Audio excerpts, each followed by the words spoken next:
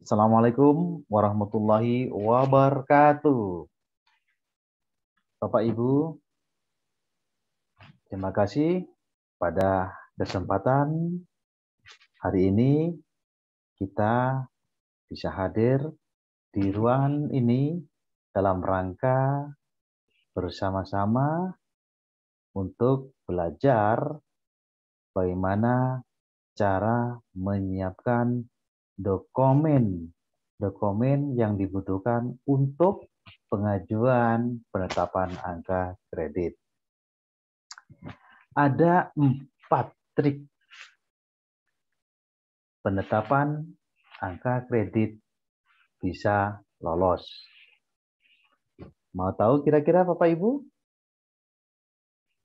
2 jam ke depan kita akan bahas tuntas bagaimana agar dokumen kita bisa lolos diterima dengan nilai yang sangat kita harapkan. Baik Bapak Ibu, 4 trik tersebut adalah 4 trik agar dokumen pengajuan penetapan angka kredit kita bisa diterima dan lolos, yaitu yang pertama. Yang pertama, apa itu Bapak Ibu? Yang pertama adalah niat. Nah, yang pertama Bapak Ibu, niat. Terus yang kedua adalah siapkan dokumen-dokumen yang dibutuhkan. Berikutnya, yang ketiga Bapak Ibu. Apa yang ketiga Bapak Ibu? Yang ketiga adalah fokus. Jadi fokus. Jadi yang ketiga adalah fokus Bapak Ibu. Berikutnya, yang keempat adalah kerjakan dengan tuntas. Baik, kita bahas satu persatu 4 trik agar penetapan angka kredit kita yang kita usulkan itu bisa lolos. Yang pertama tadi, Bapak Ibu, 4 trik yang pertama tadi, Bapak Ibu semuanya, yang pertama adalah niat. Jadi niatkan agar bisa tuntas melaksanakan dan mengerjakan semua yang dibutuhkan untuk pengajuan penetapan angka kredit bagi guru. Yang kedua siapkan dokumennya. Dokumen apa saja yang diperlukan kira-kira Bapak Ibu? Dokumen yang dibutuhkan itu adalah yang pertama tentu dokumen seperti penilaian kinerja guru. Apa Bapak Ibu? Penilaian kinerja guru. Jadi penilaian kinerja guru ini bisa diajukan ya selama Bapak Ibu belum pernah mengajukan sebelumnya. Misalkan Bapak Ibu selama 3 tahun belum mengajukan penilaian angka kredit. Nah, 3 tahun itu PKG itu bisa diusulkan. Jadi poinnya lumayan Bapak Ibu, poinnya sangat besar gitu. Tergantung apa? Tergantung golongannya. Ya. Jadi itu PKG untuk dokumen. Yang berikutnya selain PKG Bapak Ibu, apa itu? Selain PKG, yang berikutnya adalah pengembangan diri. Pengembangan diri itu seperti apa? Pengembangan diri itu seperti ikut diklat, mengikuti diklat. Diklatnya yang bagaimana? Diklatnya yang minimal 30 jam.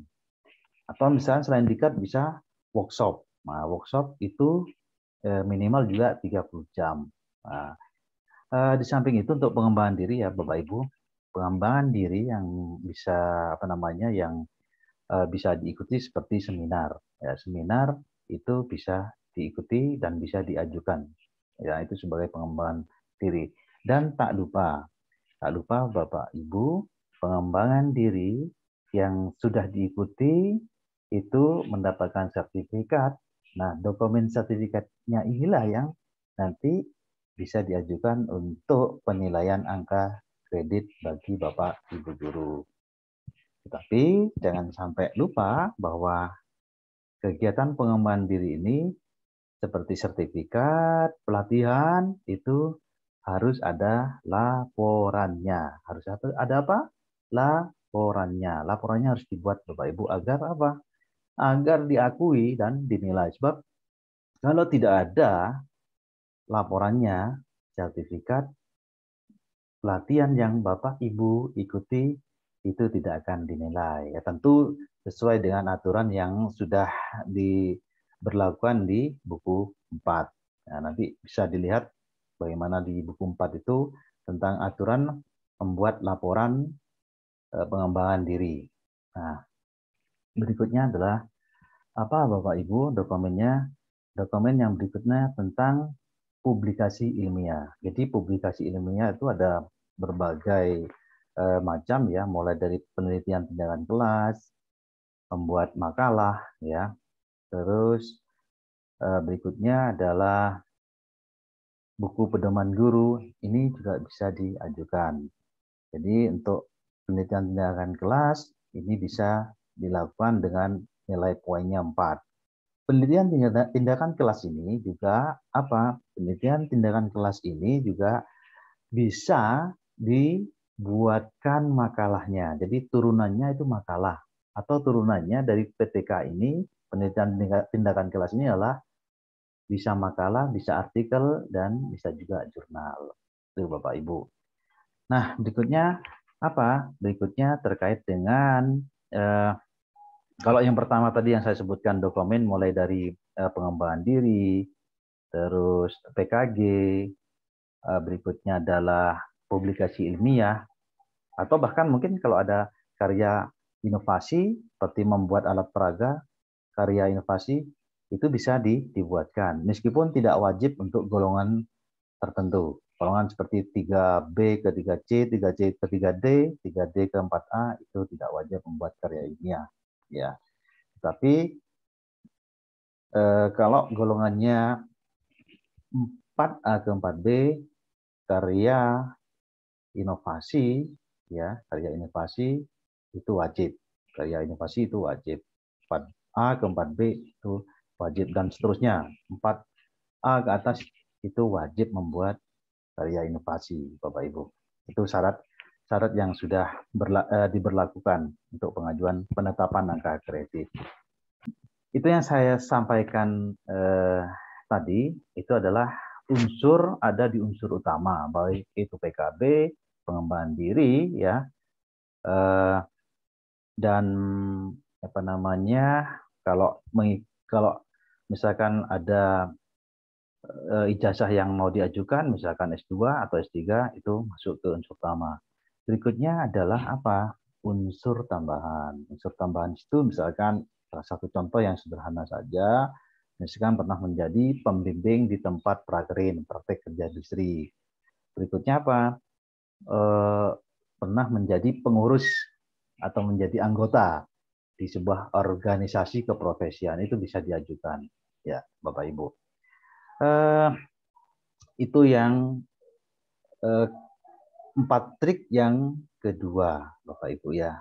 Nah, berikutnya apa yang ketiga triknya? Yang ketiga triknya yaitu adalah fokus, Bapak Ibu, fokus. Jadi tentu dalam mengerjakan PAK ini atau menyiapkan dokumen PAK ini kita harus fokus ya. Sebab kalau tidak fokus mengerjakan apapun namanya, kalau kita mengerjakan sesuatu tidak fokus, maka tidak akan pernah selesai pekerjaan kita. Jadi kita harus fokus Bapak Ibu untuk mengerjakan penyiapan dokumen pengajuan penetapan angka kredit agar selesai. Yang 4 trik berikutnya adalah yang terakhir adalah yang keempat. Apa itu Bapak Ibu? Kerjakan dengan tuntas. Kerjakan dengan tuntas.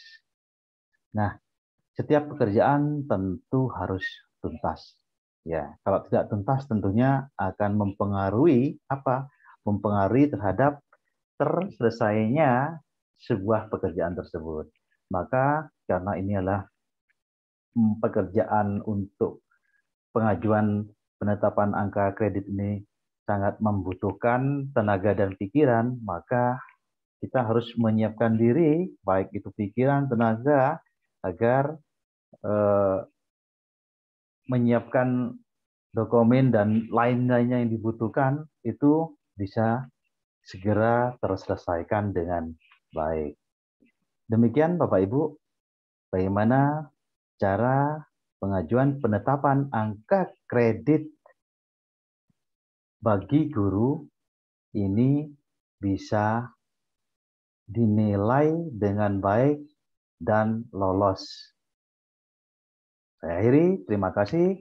Assalamualaikum warahmatullahi wabarakatuh.